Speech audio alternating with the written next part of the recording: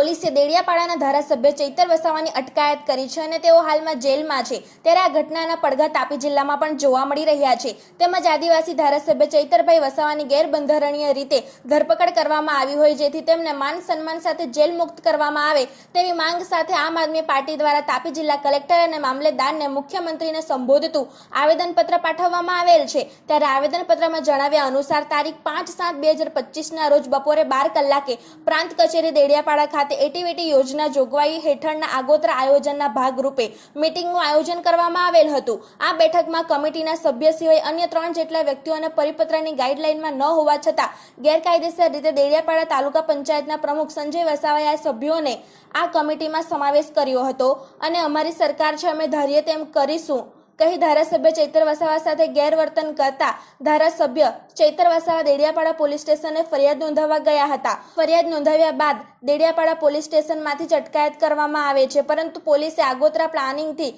Glass વડે હત્યાના પ્રયાસોની અને મહિલાને આગળ કરી વાર્તા ઉપજાવી કાઢી સંજય વસાવાને ફરિયાદી બનાવી ખોટી ફરિયાદ દાખલ કરવામાં આવેલ છે।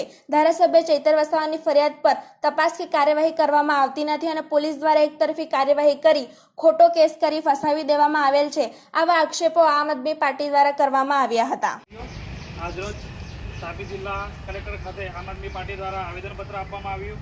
આ આવેદનપત્ર ભૂપેન્દ્રભાઈ પટેલ સાહેબને સંબોધીને હતું, જેમાં આપણા લોકલાડીના ધારાસભ્ય ચૈતરભાઈ વિરુદ્ધ જે ખોટી ફરિયાદ થઈ છે તેને અનુસંધાને હતું। આ સંકલન મિટિંગના અંદર ગેરકાયદેસર રીતે પ્રાઇવેટ બિન સરકારી કોન્ટ્રાક્ટરને રાખવામાં આવ્યા હતા, જે ગેરકાયદેસર છે, જેને લઈને ચૈતરભાઈ વસાવાએ વિરોધ ઉઠાવ્યો હતો। આ વિરોધને ડામવા માટે અને મનરેગા જેવા મોટા કૌભાંડો જે બહાર પાડ્યા છે તેને ડામવા માટે તેમના પર ખોટી ફરિયાદ કરવામાં આવી છે, જે ફરિયાદ તત્કાલ લેવામાં આવે એવી અમારી માંગ છે। અમારા લોકલાડીના ધારાસભ્યો સરકારી નોકરી કરતા હતા, એમણે સરકારી નોકરીમાંથી રાજીનામું આપીને પ્રજાના ટેક્સના પૈસા અને એમના કામો વ્યવસ્થિત થાય તે માટે ધારાસભ્ય પદ તરીકે ચૂંટાયા હતા અને હવે એમના પર જે ખોટી રીતે આરોપો લગાવીને એમને જેલમાં પૂરવામાં આવ્યા છે। અમારે સૌની માંગ છે કે જલ્દી તેમને રિહા કરવામાં આવે અને ખોટા આરોપમાંથી મુક્ત કરવામાં આવે। જય હિન્દ। એ બાબતે એમનો વિરોધ હતો અને જે બાબતે બોલાચાલી થઈ હતી એમાં અમારા ધારાસભ્ય ચૈતરભાઈ વસાવા સાહેબ પર ખોટો ગુનો દાખલ કર્યો છે અને ખોટી રીતે એમના ફસાવવામાં આવ્યા છે, તો તેના સામે પણ કાર્યવાહી થવી જોઈએ અને એમની ફરિયાદ પણ લેવામાં આવે એવી અમારી ભૂપેન્દ્ર પટેલ સાહેબને માગણી છે।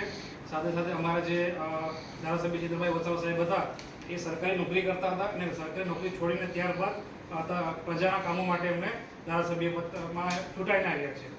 ત્યારે સાહેબ જ્યારે આ ભ્રષ્ટાચારો નીકળતા હોય, મનરેગાના ભ્રષ્ટાચારો નીકળતા હોય અને એવા સમયમાં જ્યારે બિન સરકારી એન્જિનિયર જ્યારે સંકલન મિટિંગમાં આવતા હોય તો એ ગેરકાયદેસરનું કૃત્ય ગણાય છે।